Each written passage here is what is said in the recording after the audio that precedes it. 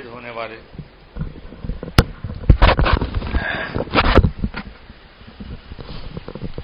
ہفتہ واری سلسلے وار درس قرآن کریم کی محفل میں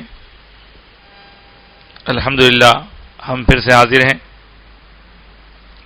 سرپرست محفل حضرت مولانا سید شاہ احمد نور اللہ الحسنی والحسینی قادری مدد العالی بھی تشریف فرما ہے، اور بطور خاص حضرت مولانا صوفی احمد اللہ اقبال چشتی صاحب بھی ہماری محفل میں رونق افروز ہیں۔ مجلس کے انتظامات متولی مسجد حاضہ جناب سید یامین قادری صاحب سے متعلق ہوتے ہیں۔ آج کے درس کی آیات پڑھنے کی سعادت حاصل کر رہا ہوں۔ آپ حضرات سے گزارش ہے کہ بغور سماعت فرمائیں۔ اعوذ باللہ من الشیطان الرجیم، بسم اللہ الرحمن الرحیم۔ قل من حرم زینة اللہ التي اخرج لعباده والطیبات من الرزق قل هي للذین آمنوا في الحیاة الدنیا خالصة یوم القیامة كذلك نفصل الآيات لقوم يعلمون قل إنما حرم ربي الفواحش ما ظهر منها وما بطن والإثم والبغي بغير الحق وأن تشركوا بالله ما لم ينزل به سلطانا وأن تقولوا على الله ما لا تعلمون ولكل أمة أجل فإذا جاء أجلهم لا يستأخرون ساعة ولا يستقدمون آمنت بالله صدق الله العظيم وصدق رسوله النبي الأمين الكريم ونحن على ذلك لمن الشاهدين والشاكرين۔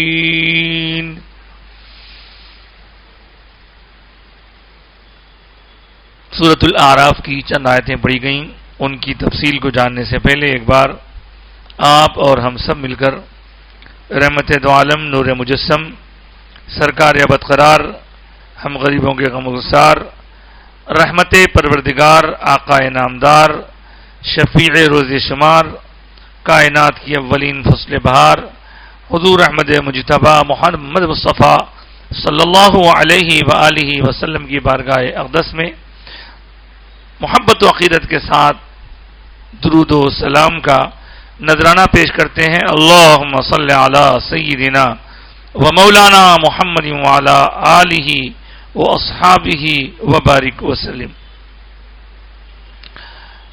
آج تلاوت کردہ آیتوں کا ترجمہ پہلے آپ کے سامنے رکھ دیتا ہوں۔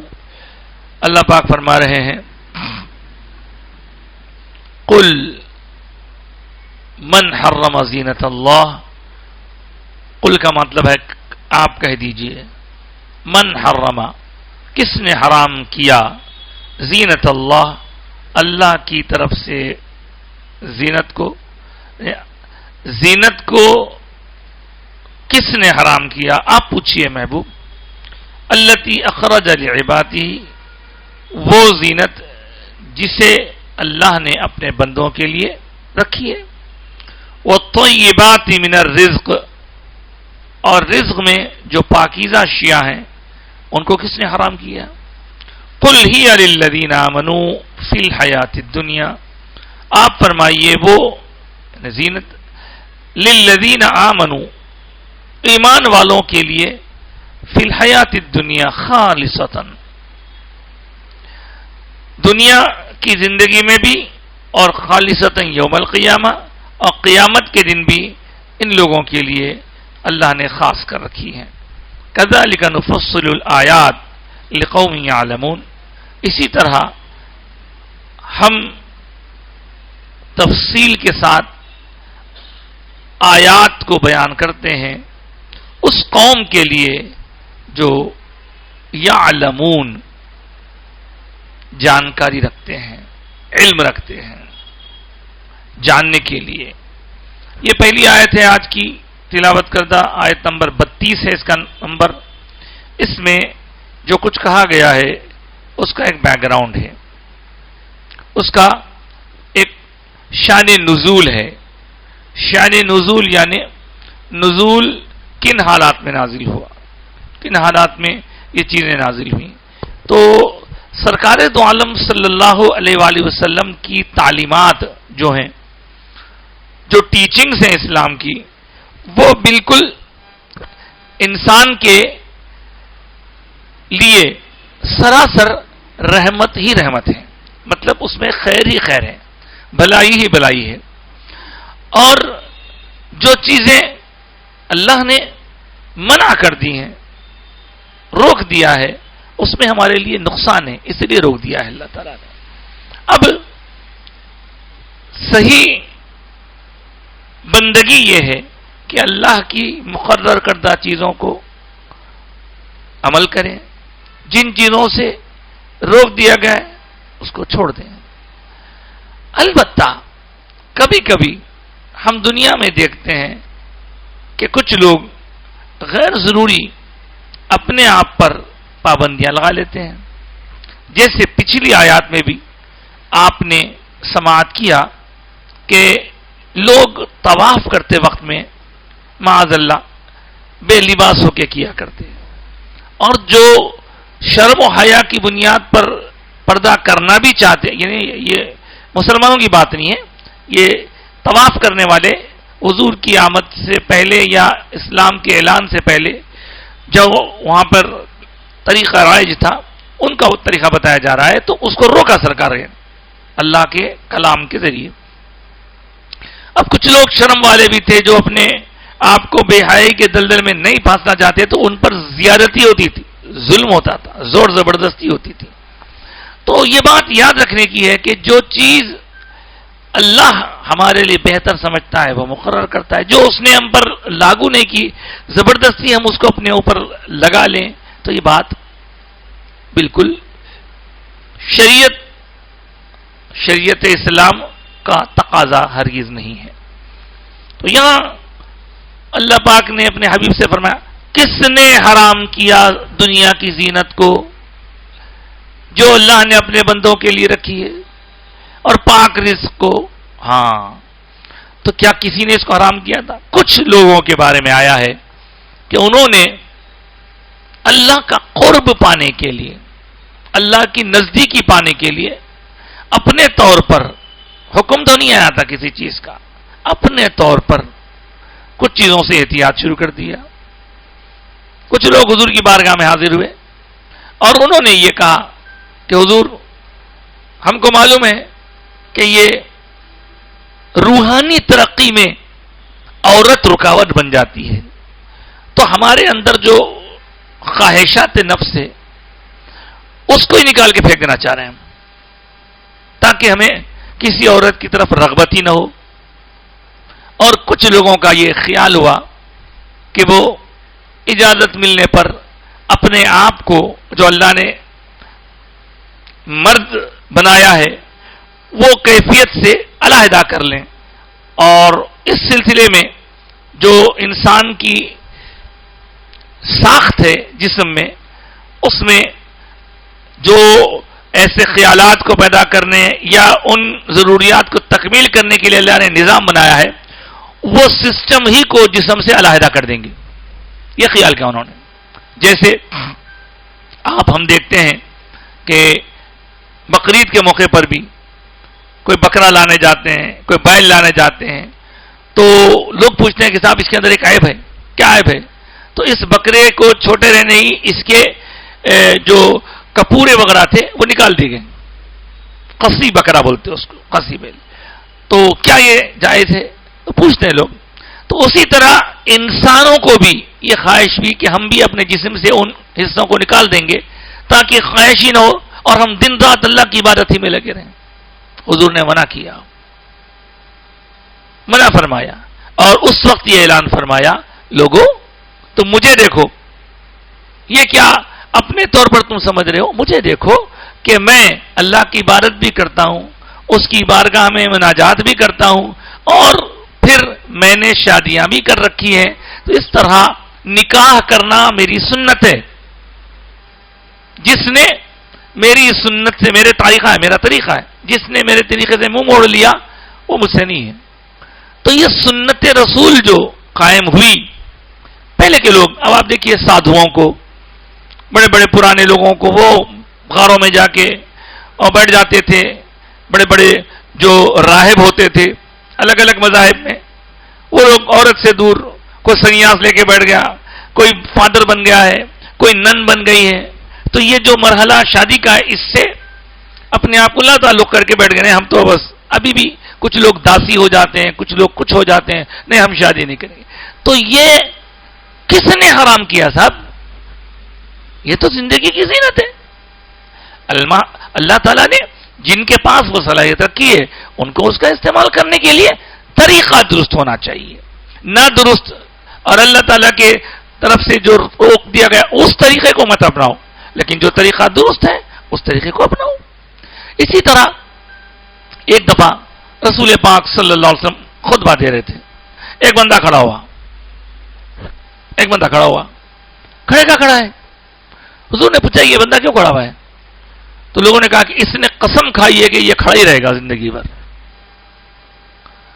کھڑا ہی رہے گا. تو سرکار نے فرمایا کہ اسے بیٹھ جانا چاہیے، اسے اپنے اوپر ایسا ظلم نہیں کرنا چاہیے. جو حکم اللہ کی طرف سے کرنے کا وہ کیجئے، جو اپنے طور پر ہم کر لے رہے ہیں. کسی نے اپنی داڑھی چھوڑی لمبی، کسی نے بال بکھرا لی لمبے اور کہا کہ نہیں بھائی میں نے منت مانگی ہے کہ میں اپنے بال لمبے کروں گا. کون بولے بھائی؟ یہ بالوں کو سنوار کے رکھنا، داڑھی کو جس قدر بھی شرعی انداز ہے اس کے حساب سے. بے تک کے بڑھ جا رہے ہیں بال، اور بے تک کے جو ہے داڑھی بڑھ جا رہی ہے، یہ ناخن بڑھ جا رہے ہیں، یہ سب فطرت کے خلاف ہے. ہاں کس نے آپ کے ناخن کاٹنے کو روکا؟ کون حرام بنایا؟ بال کاٹنے کو کون حرام بنایا؟ تو اسی طرح لوگوں کو ایک صاحب کے بارے میں آیا کہ وہ چاہتے ہیں کہ نہ میں اب شادی نہیں کروں گا. کیوں نہیں بھائی کرتے بھائی؟ تو جو چیزیں اللہ کی طرف سے حرام ہیں ان سے بچنا چاہیے. جو حرام نہیں ہے ان چیزوں کو اپنے آپ پر خواہ مخواہ حرام کر لینا کوئی وجہ ہی نہیں ہے اس کی. ہاں چلے ٹھیک ہے، کوئی کسی کو مرض ہو گیا، شوگر ہو گئی، اسے ڈاکٹر نے کہہ دیا کہ بھائی اب آپ ذرا احتیاط سے کھایا کیجیے، شوگر مت کھایا کیجیے. وہ شوگر سے پرہیز کر رہا ہے، ٹھیک ہے، ایک ریزن ہے وہاں پہ کہ بندے کو مرض کے بڑھنے کا اندیشہ ہے، ٹھیک ہے. غیر ضروری اللہ کی طرف سے جو چیزیں مقرر نہیں کی گئی حرام، ان کو حرام بنا لینا یہ غلط ہے. کپڑے پہننا، کپڑوں کے پہننے کے بارے میں کوئی بولے نہیں بھائی میں تو بس خالی پھٹے پرانے کپڑے پہنوں گا، ایک چادر پہن لوں گا اور کچھ نہیں. کون بولے صاحب ایسا آپ کو؟ کس نے کہا آپ کو یہ؟ نہیں میں دوسرا نہیں پہنوں گا. کہاں سے حکم؟ کوئی دلیل؟ تو جناب پتہ یہ چلا کہ آپ کی میری مرضی چلنے والی نہیں ہے، بلکہ میری مرضی کو اللہ کے رسول کے حکم کے تابع کرنا ہے. مجھے وہی پسند ہو جو اللہ کو پسند ہے، مجھے وہ پسند نہ ہو جو اللہ کو ناپسند ہے.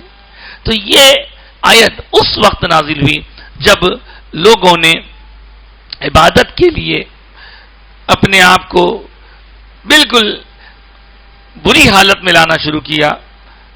اللہ پاک یہاں اسی کی یعنی تفصیل بیان کر رہے ہیں کہ ہرگز کوئی زینت کو اختیار کرنے سے منع نہیں کیا گیا. ایک حدیث پاک آئی ہے، ام المومنین حضرت بی بی عائشہ صدیقہ رضی اللہ تعالی عنہا فرماتی ہیں حضور میرے پاس تشریف رکھتے تھے.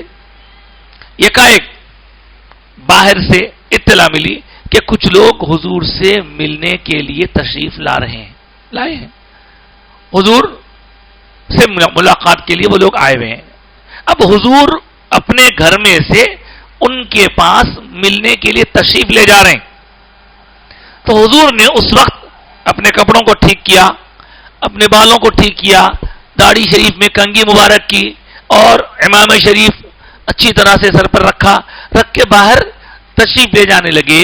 تو ام المؤمنین بی بی عائشہ نے یہ سوال کیا کہ حضور آپ بھی ایسا اہتمام کرتے ہیں لوگوں کے لیے، آپ بھی اس طرح؟ تو حضور نے ارشاد فرمایا کیوں نہ کریں، بالکل اہتمام کرنا چاہیے، اس لیے کہ بے شک اللہ جمیل ہے اور جمال کو پسند فرماتا ہے، خوبصورتی کو پسند فرماتا ہے. ہم کپڑے بے تکے ڈال لے کے یا پھر دیکھنے والے کو برا لگے ایسی حالت سے نہ جایا کریں. البتہ آج کل کچھ لوگوں کو ہم دیکھ رہے ہیں، نوجوان خاص طور سے پھٹے کپڑے پہن کے پھر رہے ہیں، بہت بری بات ہے. ان کا دیکھیے کوئی تربیت ہی نہیں ہے، ان کو تربیت ہونی چاہیے. اگر کوئی لباس کے بارے میں نامناسب رویہ اختیار کرتا ہے، نامناسب رویہ کیا ہے؟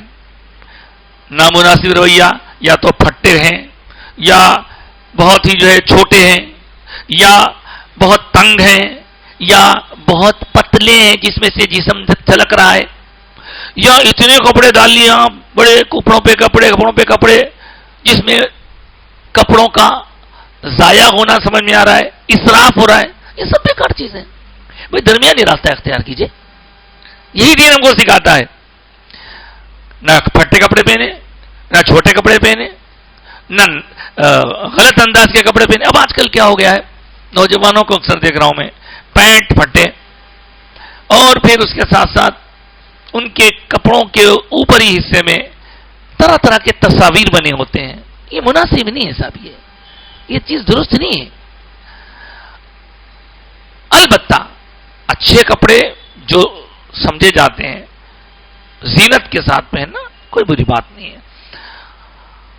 ایک حدیث پاک میں حضور نے ارشاد فرمایا کہ اللہ تعالیٰ یہ بات پسند فرماتا ہے کہ اللہ کی جو نعمت بندوں پر ہے اس نعمت کا اظہار ہو. کپڑے آپ اچھے پہن سکتے ہیں، اس کے باوجود بھی اپنے آپ کو غریب فقیر بتانے کے لیے کیا بولے تو نہیں پیون کے کپڑے پہن کے پھر رہا ہوں. آپ کے پاس اگر ہے تو اچھے کپڑے پہنیے. اچھے کا مطلب یہ نہیں کہ حرام پہنے، ریشم پہنے یا اسراف کریں. ایسے ہو کہ نہ آپ کا اس میں اسراف ہو نہ کنجوسی ہو. میں نے شاید اس سے پہلے بھی عرض کیا، مال خرچ کرنے کے لیے بھی ایک ہے ضرورت سے زیادہ خرچ کر دیں تو اسراف، ضرورت سے بھی کم خرچیں تو کنجوسی، درمیانی راستہ اختیار کریں تو یہ سب کے لیے پسندیدہ ہے. تو اس طرح زینت کے بارے میں اب گھر میں اچھا صاف ستھرا رکھ رہے ہیں، کچھ بچھا کے رکھ رہے ہیں، ٹھیک ہے، حرام نہیں ہے.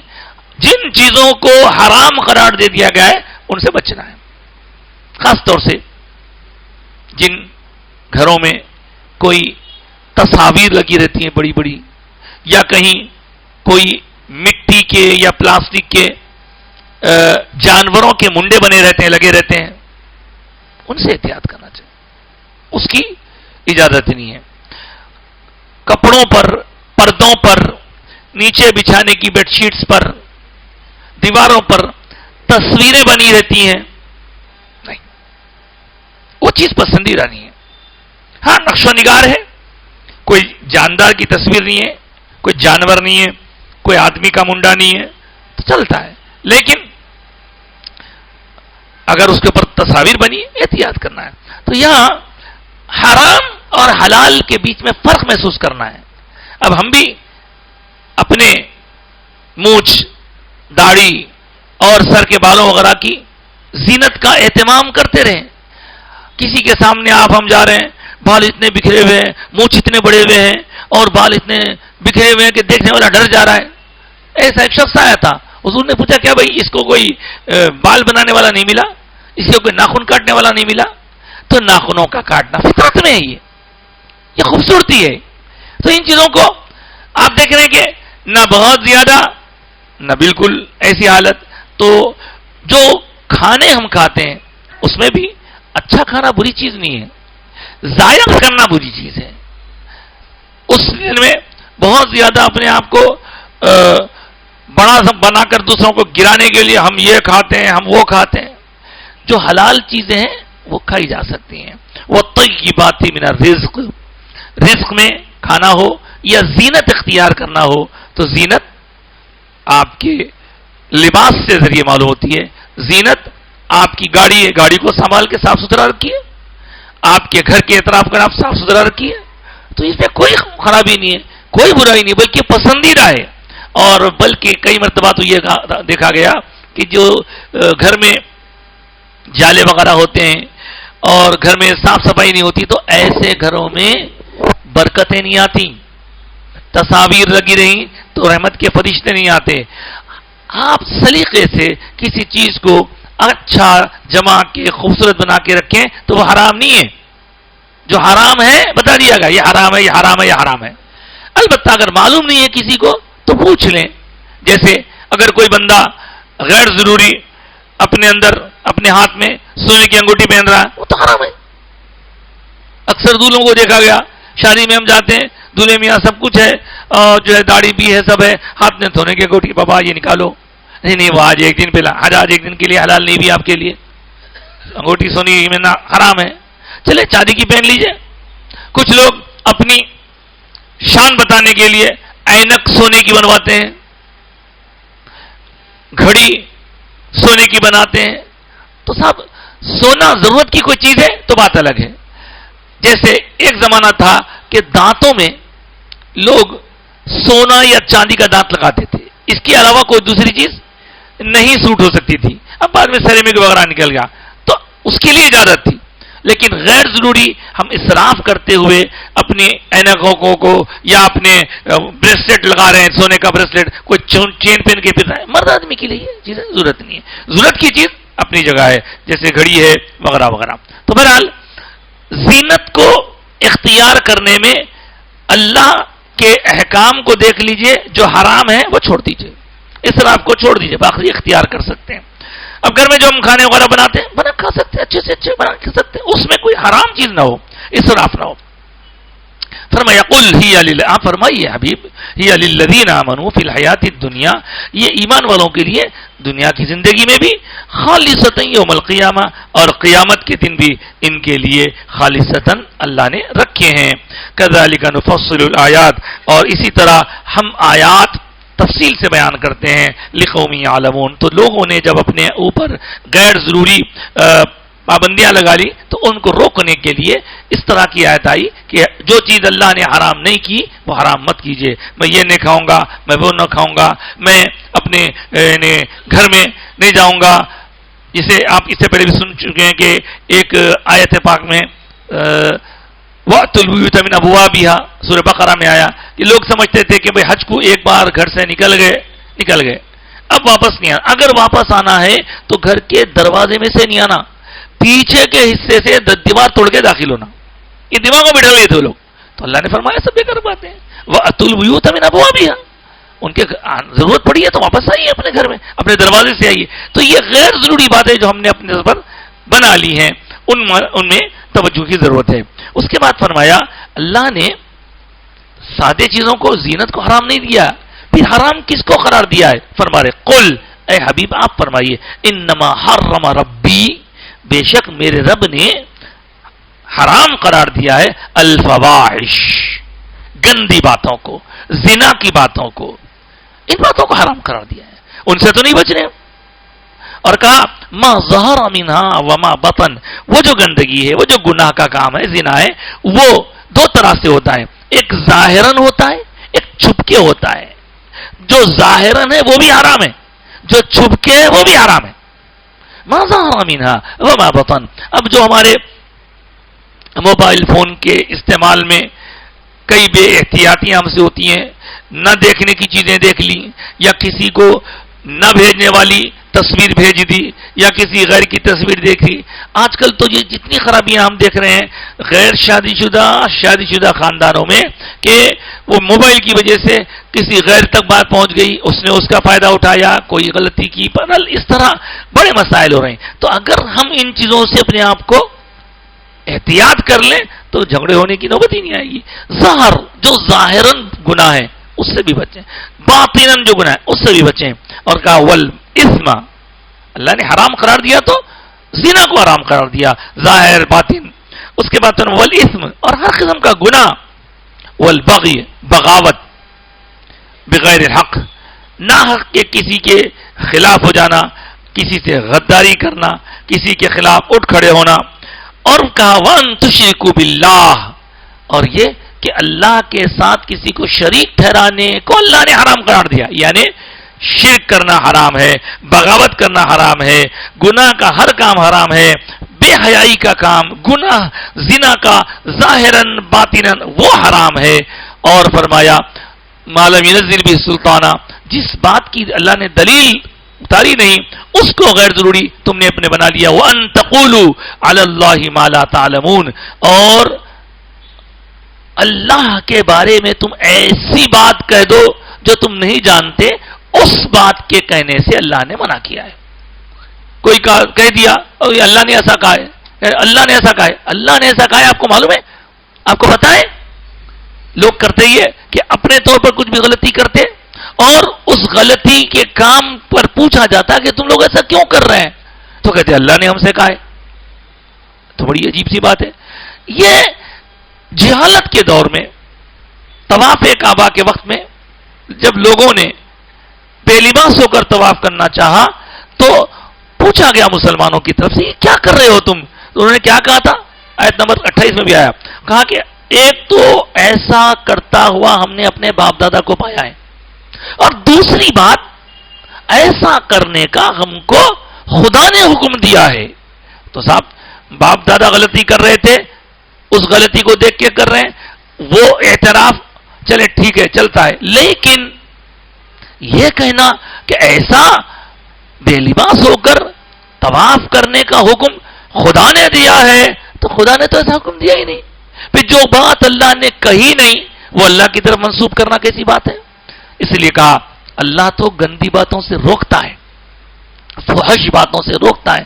صاحب اگر اسلامی نقطہ نظر سے دیکھا جائے نا تو یہ زنا کے بارے میں, غذا کے بارے میں اور زبان کے استعمال کے بارے میں اتنی باتیں بیان کی گئی ہیں کہ اگر ان باتوں کا ہم اہتمام کر لیں تو بہت سارے جھگڑے اٹھنے سے پہلے ختم ہو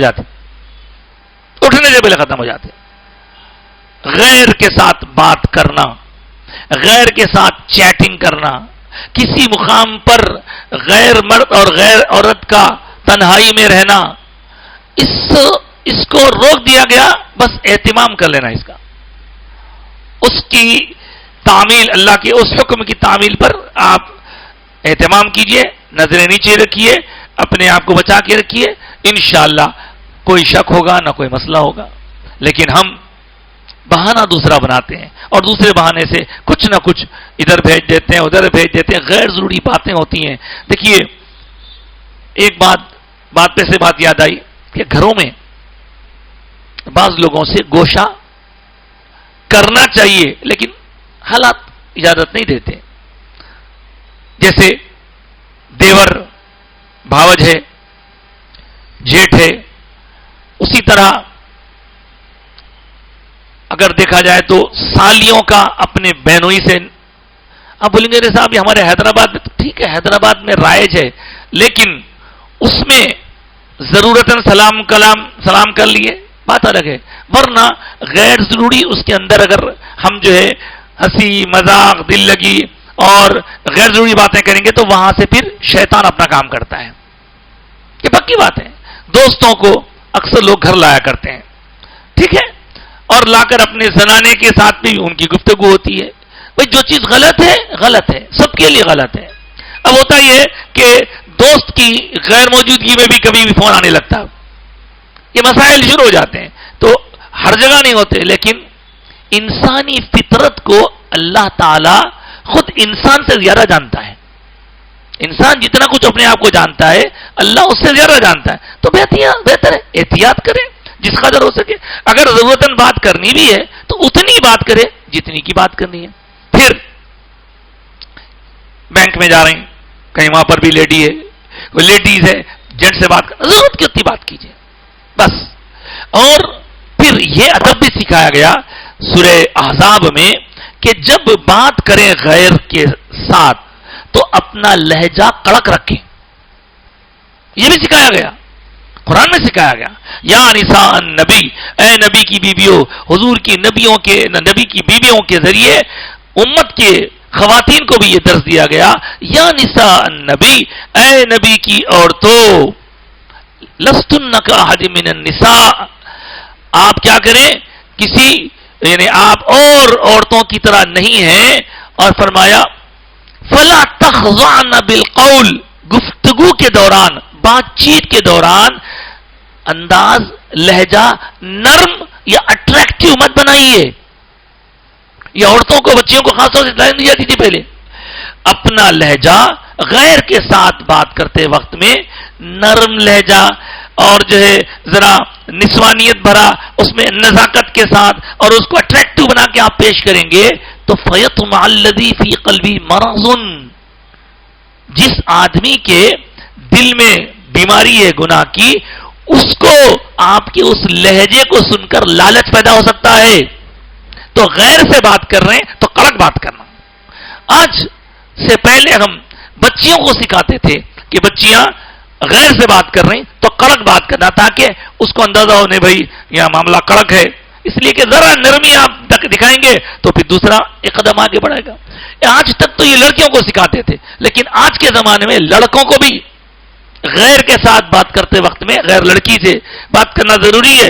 ضرورت کی اتنی بات کیجیے اور کڑک انداز میں بات کیجیے تاکہ اس کو دل میں خیال نہ آئے. ایک مقام پر سننے میں آیا, تھوڑے دن پہلے کی بات ہے, خیر حالات تو بہت بگڑ گئے ہیں. کچھ دن پہلے کی بات ہے کہ کسی ایک انسٹیٹیوٹ میں ایک لڑکی جوائن ہوئی اور وہاں جو پڑھانے والا لیکچرر تھا, سر تھا, وہ اچھا پڑھاتا تھا. اس پر اس لڑکی کا شاگرد کا دل آ گیا, شاگردہ کا. اس نے پرپوز کیا تو اس نے انکار کر دیا, کڑک انداز سے انکار کر دیا. تو اس لڑکی نے جو بہت لکھ پتی کروڑ پتی کی باپ کی بیٹی تھی, اس نے اس کو زبردستی کڈنیپ کروایا, پریشان کروایا. بعد میں وہ کیس نکلا بعد میں آ کے. تو ایسا نہیں ہے کہ صرف مرد ہی خراب ہوتے ہیں, عورتیں بہت اچھی ہوتی ہیں, اور ایسا نہیں ہے کہ صرف عورتیں خراب ہوتی ہیں. دونوں طرف ہے برابر, اچھائیاں دونوں طرف ہیں, خرابیاں دونوں طرف ہیں. تو جو اصول قاعدے قانون بتائے گئے ہیں ان پر عمل آوری ہمارے لیے سراسر خیر ہی خیر ہے, خیر ہے اس کے اندر. اگر ہم نہیں کرتے تو اس کے بعد نتائج بھگتی ہے غیر ضروری. اس کے بعد پھر جو ہے آپ کو مسائل کا سامنا کرنا پڑتا ہے. اللہ خیر کا معاملہ فرمائے. بہرحال یہاں پہ مردوں پر الزام ڈالنا یا عورتوں پر الزام ڈالنا مقصود نہیں ہے. عورتوں میں بھی بہت پاکیزہ صفت خواتین ہوتی ہیں, مردوں میں بھی بہت پاکیزہ صفات والے رہتے ہیں, لیکن ماحول اتنا خراب ہو گیا ہے, اس میں اپنے آپ کو بچانا ضروری ہے. تو حرام ان چیزوں سے اللہ نے کیا ہے, زنا سے ظاہر میں ہو باطن میں ہو, گناہ سے, بغاوت سے. خلیل بھائی بہن بھی بات کر لیتے ہیں, وہ میرے بھائی ٹھیک ہے, لیکن اگر وہ بات چیت ایک آدھ جملے تک ہے ٹھیک ہے, لیکن اگر اس کے بعد گڑبڑ پیدا ہو رہی تو پھر سختی ہونی چاہیے, اسے احتیاط کرنی چاہیے. اللہ ہم سب کو سیدھی راہ پر چلائے. گھراں چھوٹے چھوٹے سب اتنا گوشہ وغیرہ کرنا ممکن نہیں ہوتا, اور پھر ہر ایک پر شک کرنا بھی بری بات ہے. کئی گھروں میں شک کی وجہ سے خرابیاں پیدا ہو جا رہی ہیں. بھائی ٹرسٹ, میاں بیوی کے درمیان تو ٹرسٹ ہونا چاہیے, شک شبہ اچھا نہیں.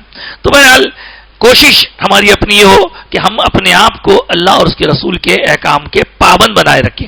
میری مزاج, آپ کی مزاج, ان کی مزاج, ان کی مزاج سے چلنے والا نہیں ہے.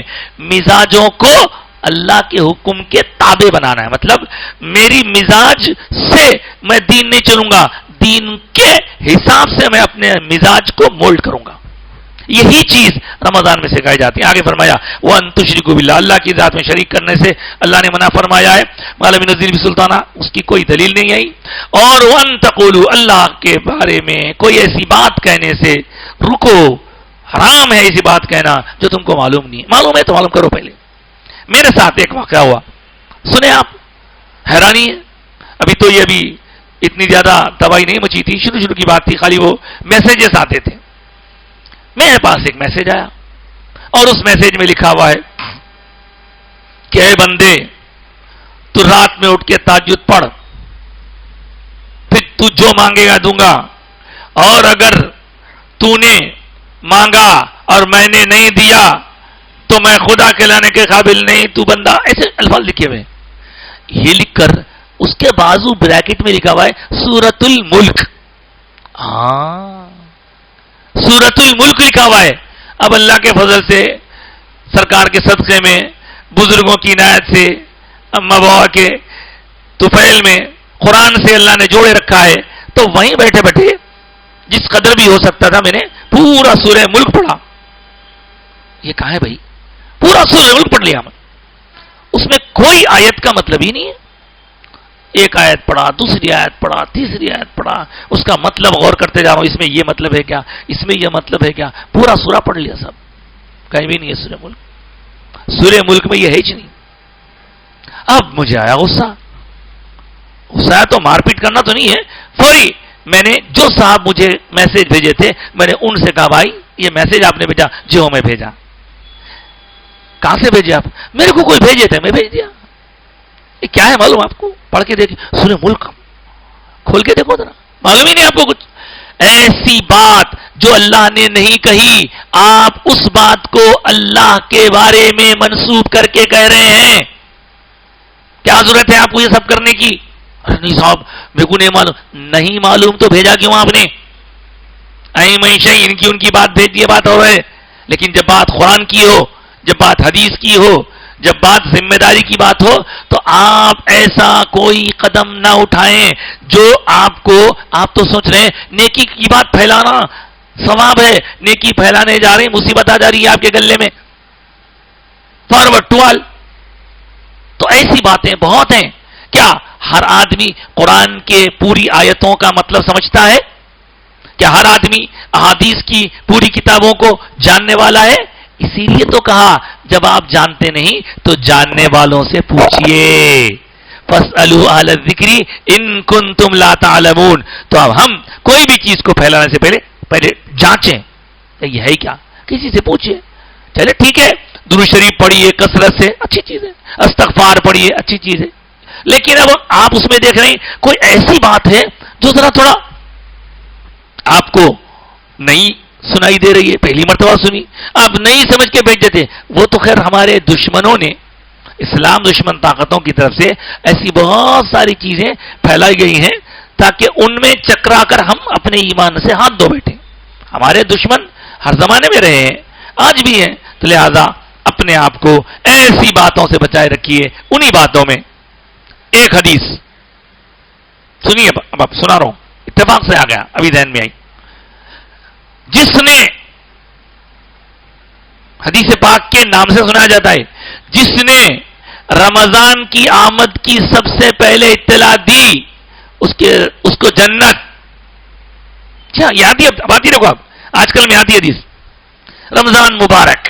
جس کسی نے، اللہ کے رسول نے فرمایا معاذ اللہ، جس کسی نے رمضان کے آنے پر پہلے مبارکباد دی اس کے سارے گناہ معاف. ارے کیا ہے بھائی یہ؟ کون بولا یہ؟ کہاں لکھی ہوئی ہے؟ کون سی کتاب میں ہے؟ بڑے بڑے علماء کو یہ حدیث نہیں معلوم، آپ کو معلوم ہوئی؟ واہ رے واہ. ایسی باتوں سے بچیے جو بات اللہ رسول نے، جیسے اللہ نے نہیں کہی تو اللہ کہا کہہ کر بتانا بری بات ہے، انسان کو کفر تک پہنچ جاتا کبھی بھی. اسی طرح جو بات حضور اقدس صلی اللہ علیہ وآلہ وسلم نے ارشاد نہیں فرمائی اور آپ اس کو ارشاد رسالت میں آپ بتا کر پیش کر رہے ہیں. کون ہیں آپ؟ محدث ہیں؟ ہاں، کسی سے پوچھا آپ نے؟ اسی طرح ایک اور حدیث، یہ رمضان کے شروع میں، ایک رمضان کے آخر میں بھی آتی، ابھی سے بول دے رہا ہوں پھر جب بولوں گا. جو شخص جمعۃ الوداع کے دن، ہاں جمعے کے دن 4 رکعت نماز پڑھیں گا، اس کے پورے اب تک کے قضا نمازاں ڈیلیٹ۔ اب کیا کریں گے صاحب؟ اس مسجد بنانے، مؤذن صاحب کو رکھنے، امام صاحب کو رکھنے ضرورت ہی کیا ہے؟ سب لوگ پوری زندگی کام کرتے رہو، خالی جمعۃ الوداع کو اٹھو، آ کے 4 رکعت نماز پڑھ لو، خلاص۔ بتا نہیں نا، ایسی بات جو اللہ نے نہیں کہی، ایسی بات جو رسول اللہ نے نہیں کہی، اس کو آپ اللہ کا کلام، رسول اللہ کا کلام اگر بول کے سنائیں گے تو بہت بڑے نقصان میں آ جائیں گے۔ اس لیے جیسے self medication is always dangerous, خود سے کچھ بھی دوا لے کے کھا لینا خطرناک ہے، اسی طرح قرآن حدیث کو بھی خود ہی سمجھ لے کے خود ہی پھیلا لینا غلط ہے۔ کسی جانکاری رکھنے والے کے ساتھ جڑیے، جیسے آپ کا فیملی ڈاکٹر ہوتا ہے ویسی کم سے کم فیملی عالم رکھیے، پوچھئے اس سے، وہ کہے گا ہاں بھائی یہ صحیح ہے، وہ کہے گا نہیں یہ غلط ہے۔ پھر کچھ ایسے بھی ہوں گے سوالات آپ کے، نہیں بھائی میں تو آج تک نہیں سنا، تو آپ چھوڑ دیے اس ہے، اوکے نہیں ہے چھوڑ دینا ہے، اور آج تک نہیں سنا تو ڈاواں ڈول ہے، مطلب میں نے سنا بھائی، نہیں سنا تو آپ اتنے عالم صاحب آپ کی نظر میں نہیں گزرا تو جان تو چھوڑنا ہی بہتر ہے، اس کا چھوڑ دینا اس کو۔ تو اس طرح بہت ساری باتیں ہوتی ہیں۔ بہرحال وَأَن تَقُولُوا عَلَى اللَّهِ مَا لَا تَعْلَمُونَ، اور اس بات کے کہنے سے اللہ نے منع کیا ہے، حرام کیا ہے اس بات کو کہ کوئی ایسی بات آپ کہہ دیں اللہ کے بارے میں جو آپ جانتے نہیں، آپ کو معلوم نہیں ہے، کیا کیا باتیں بیان کر دے رہے ہیں لوگ۔ اللہ بچائے، ہمارے ایمان کی حفاظت فرمائے۔ اور کبھی کبھی بندہ ایسی واضح باتیں اللہ کے بارے میں، رسول کے بارے میں کہہ دے، اسے خبر بھی نہیں ہوتی، اس کے پاس سے ایمان چلا جاتا، اور نتیجتاً کیا ہوتا؟ اس کا ایمان چلا گیا تو اس کا نکاح بھی ٹوٹ جاتا۔ بہت نازک بات عرض کر رہا ہوں، جیسے ہی اس کی زبان سے کفریہ جملہ نکلا نکاح ٹوٹ جاتا اس کا۔ اب وہ بیوی کے ساتھ زندگی گزار رہا ہے حلال سمجھ کے، لیکن وہ سب کچھ حرام ہو جاتا اس کا۔ پھر کیا کرنا پھر؟ تو اس لیے سنبھل کے استعمال کرنا، اور اگر خدا نخواستہ جملہ ایسا نکل جائے تو آپ کسی عالم سے رجوع ہو، کسی مفتی سے، تو مفتی صاحب آپ بولیں گے نہیں بھائی یہ ایسا کوئی ٹینشن کی بات نہیں ہے، توبہ کر لو، یہ اتنا خطرناک جملہ نہیں ہے۔ اگر کوئی خطرناک جملہ نکل گیا تو ہاں بھائی یہ تو غلط جملہ ہے آپ کا، لہذا آپ کو جو ہے ایسی بات نہیں کرنی چاہیے تھی۔ اب آپ کا ایمان سے تعلق ٹوٹ گیا، فوری آپ کو کلمہ پڑھنا پڑے گا، پھر سے مسلمان ہونا پڑے گا، اور آپ کی بیوی کے ساتھ آپ کا جو نکاح ٹوٹ گیا پھر سے دونوں کے درمیان ایجاب و قبول کرا کے تجدید نکاح کرنا پڑے گا۔ دیکھ رہے ہیں آپ، ایک مقام پہ جھگڑا چل رہا باس میں اور کام کرنے والوں میں، اور کام کرنے والے نے کر دیا، کہا کہ بھائی ہم سے یہ نہیں ہو سکتا، تو باس بولے کہ ارے بھائی یہ میں بول رہا ہوں، تو آپ کی نہیں سنتے، دیکھو میں تم کو اللہ کا واسطہ دے رہا ہوں، اللہ کے نام پہ بول رہا ہوں، نہیں سنتے، ارے اللہ کو نہیں مانتے، غصے میں تھے نہیں مانتے، استغفر اللہ معاذ۔ دیکھ رہے آپ، اب بولے بھی تو بول دیے، جب ٹھنڈے ہوئے یہ کیا بول دیا ہمیں؟ ہاں استغفر اللہ، اللہ کے بارے میں ایسا بول دیا، اسلام کے بارے میں، ایمان کے بارے میں، رسول اللہ کے بارے میں بول دیا۔ اب پریشان پھر رہے ادھر ادھر۔ پھر گئے تو بزرگوں نے کہا کہ نہیں صاحب ایسا تو نہیں ہونا، غصہ آیا تو اب کنٹرول میں رہو، غصہ آیا تو پانی پیو، غصہ وہ بندے سے، اب اپنا ایمان تباہ کر لیے، استغفر اللہ۔ تو ایسے بہت سارے، اور ایک حدیث نظر سے گزری، اللہ بچائے، کہ حضور فرما رہے ہیں کہ قیامت کے قریب حالات ایسے ہو جائیں گے کہ کئی لوگ صبح میں مسلمان رہیں گے، شام میں ان کو خبر بھی نہیں رہے گی، کوئی شام میں مسلمان رہیں گا صبح تک ان کو خبر بھی نہیں ہوں گی کہ وہ اپنی زندگی کے جو ازدواجی تعلقات قائم کر رہے ہیں وہ کیا ہے، کدھر ہے۔ اس لیے صاحب زندگی اپنی اللہ تعالیٰ گزارنے کو دیا، ڈر مر کے گزارنا، زبان سے بڑی بات نہیں بولنا، بڑا نوالا کھانا، بڑی بات نہیں بولنا، اللہ رسول کے خلاف نہیں بولنا، اللہ کے بارے میں، رسول کے بارے میں، اور احکام کو معلوم کرنا، سیکھنا، عمل کرنا، یہ سسٹم ختم ہوتا جا رہا۔ میرے کو کیا ضرورت ہے، کوئی مسئلہ ہوا آپ گوگل مار رہے ہیں، ایک صاحب خواب دیکھے تو خواب کی تعبیر پوچھنے آیا میرے پاس، میں بولا بھائی کیا ہے، تو کہنے لگے کہ صاحب میں خواب دیکھا. آپ ابھی کسی کو بولے کیا یہ اس کے بارے میں کسی سے ڈسکس کرے کیا؟ تو نہیں میں جو ہے گوگل سرچ کرا تھا. ارے واہ تو گوگل پہ سب کر لیا تو کیسا رے بھائی؟ گوگل کر کے سب کر لیا تو کیسا؟ انسان مر گئے پورے. اگر گوگل سے سب آنے کا رہتا تو پھر کیا تھا؟ ایسا نہیں ہوتا صاحب. اور یہی وجہ ہے میں ایک صاحب کو پہچانتا ہوں. اب کیا بولوں صاحب، رونا ہے ہماری قوم کا. ایک صاحب کو پہچانتا ہوں، ان کو بولا کیا میاں تمہاری طبیعت خراب ہے، ڈاکٹر نے دوا جا کے لاتے کیوں نہیں؟ تو بولے نہیں صاحب گیا تھا، دوا انہیں دیا مگر وہ نہیں کھایا. میں ڈاکٹر دوا دیا میں نہیں کھایا. کئی کو نہیں کھایا. نہیں اس مار کے دیکھا اس میں کیا ہے، وہ کیا کہ ایک ہے بول تو میں نہیں کھایا. میں بیوقوف ہے کیا تم؟ کون بولا تمہارا کو یہ گولی میں کیا ہے، کیا دیکھو کون سا کیمیکل ملا ہوا ہے؟ نہیں صاحب میں سنا وہ کیمیکل سے. تم سنے میں ہے، انہیں پڑھا ہوا ہے. ڈاکٹر لکھا دو والا، پھر ڈاکٹر کو جا کے ملو. ڈاکٹر بولا ارے صاحب آپ لوگ کہیں کر رہے ہیں ایسا، ہم گولی دیے کھاؤ سر کا درد کم ہو جاتا. تم یہ وہ آپ کو نہیں معلوم اس کے 4 استعمال ہے، آپ ایک استعمال دیکھے اور 3 استعمال بھی ہو ہمارے کو معلوم ہے. ہم آپ کو سوچتے دیے آپ گولی کھا لو سکون رہے ہو. کون سی گولی میں کیا لکھا ہوا ہے، کون سے شربت میں کیا ملا ہوا ہے؟ آپ کیمسٹ ہیں، آپ ڈاکٹر ہیں. یہ جیسا ہم کر رہے ہیں اسی طرح اس میں بھی کر رہے ہیں. کچھ ہوا کہ میں وہاں مار کے دیکھ لیا. گوگل پہ صرف مسلمانوں کی ویب سائٹس نہیں ہیں، کئی غیر مسلم اور اسلام دشمن طاقتیں اپنی ویب سائٹ بنا کر رکھی ہیں. آپ سوال کرتے ہی وہاں جواب آتا، وہ ویب سائٹ سے آتا، انہیں غلط جواب دے رہا. ہو گیا کام آپ کا، آپ اس کو صحیح سمجھ لیے اور جا کر آپ کیا سے کیا ہو گئے. اس لیے اللہ نے قرآن جیسی عظیم کتاب بھی بھیجی تو قرآن کو بعد میں بھیجا. قرآن سے پہلے قرآن پڑھانے والے سکھانے والے رسول اللہ کو بھیجا. رسول اللہ کے بعد قرآن آیا تو قرآن کو میں پڑھ لوں گا چھوڑ دوں گا. اسی طرح رسول اللہ کے جانشین آج بھی دنیا میں ہیں. عالم جو ہوتا ہے حضور کا جانشین ہے، مشائخ جو ہوتے ہیں حضور کے جانشین ہیں. وہ دین کے سیکھنے میں اپنے 15 20 سال لگاتے ہیں. اس کے بعد ان کو سمجھ میں آتا. آپ کو کیسے سمجھ میں آ جائے گا صاحب؟ کوئی انجینئر کو دیکھ لے کے بھٹک جا رہا، کوئی ڈاکٹر کو دیکھ لے کے بھٹک جا رہا. انجینئر ہے انجینئرنگ کرو یارو، ڈاکٹر ہے ڈاکٹری کرو، عالم کا کام عالم کرے گا. قرآن حدیث کو سمجھنا آپ کے اور ہر عام آدمی کے بس کی بات ہرگز نہیں ہے. بہرحال آخری آیت آج کی ختم کرتے ہوئے، وَلِكُلِّ أُمَّةٍ أَجَلٌ، ہر امت کا ہر قوم کا ایک وقت مقرر ہے.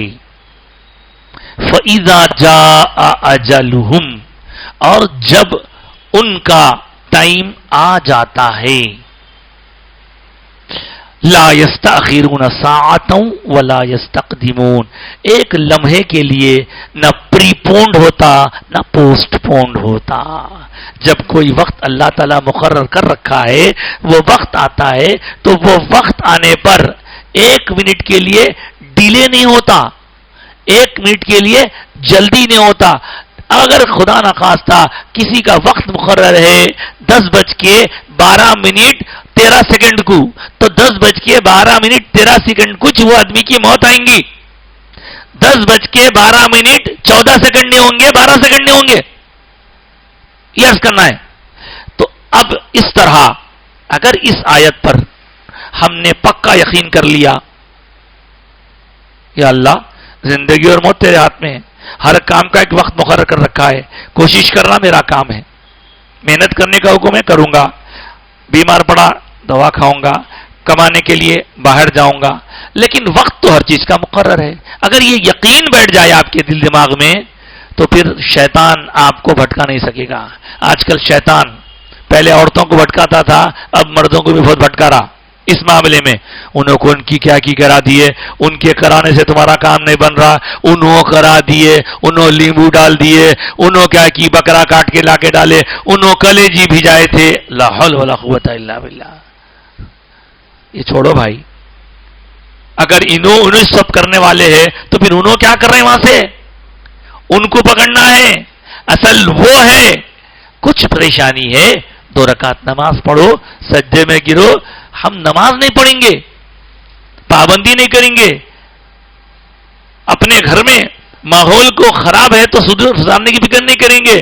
بس کوئی بول دیے, اچھا آ کے بول رہے ہیں. ایک صاحب سنیے مزے کی بات, حصہ ختم کرو, آیا تو ختم ہو گئی. ایک صاحب آ کے بولے مول صاحب ذرا میرا سے دعا کرو. اچھا کریں گے انشاءاللہ. کیا بول کے دعا؟ مول صاحب میرے کاما نہیں بن رہے, سب کاما ہو جاؤ. اللہ ان کے کام نہیں. مول صاحب میرے کو ایک صاحب بولے میرے اوپر کو ان کی کرا دیے, کہتے اس وقت کاما نہیں ہو رہے. کہتے ارے واہ, بولا کون ہے وہ صاحب؟ انہوں کون کی ہے, انہوں کیا ہے, کیا پڑھے ہوئے, انہوں کیا قابل ہے, انہوں نماز پڑھتے پابندی سے؟ نہیں نماز تو نہیں پڑھتے انہوں. ہاں ارے یارو, ہر آدمی اپنی دکان چمکا کے توڑنا چاہ رہا. اگر انہوں اتنا جانتے ہیں کہ تمہارے پر کون کرا دیے تو پھر اب تک بھگائے گئے کیوں نہیں؟ یہ خواہ کی بات ہے صاحب. انہوں جا کے عورت کو بولتے, عورت بہن کو بولتی, بہن ماموں کو بولتی, وہاں خالہ کو بولتی, پورا ستیہناس ماحول. جو کام ہوتا اللہ کی مرضی سے ہوتا. آپ کو بتا دیے اپنی حفاظت کے لیے صاف ستھرے رہیے, نماز پابندی سے پڑھیے, آیت الکرسی پڑھتے رہیے, فلق ناس پڑھتے رہیے رات سونے سے پہلے, ختم. لوگ اگر کچھ کرانا بھی چاہ رہے ہیں تو کرا کے سر پھٹ جانا ان کا, کچھ بھی اثر نہ ہوتا آپ کے اوپر. یہ یقین اللہ پہ رکھیے. اللہ پہ یقین نہیں رکھیں گے, صاف ستھرے نہیں رہیں گے, نمازوں کی پابندی نہیں کریں گے, بزرگوں کے پاس آئیں گے جائیں گے نہیں, اور بولیں گے کہ انہیں کرا دے رہا, انہیں کرا دے رہا. کوئی کچھ نہیں کراتا. سب سے زیادہ کرنے والے آپ ہیں. کیا؟ غفلت. اللہ ہماری حفاظت فرمائے.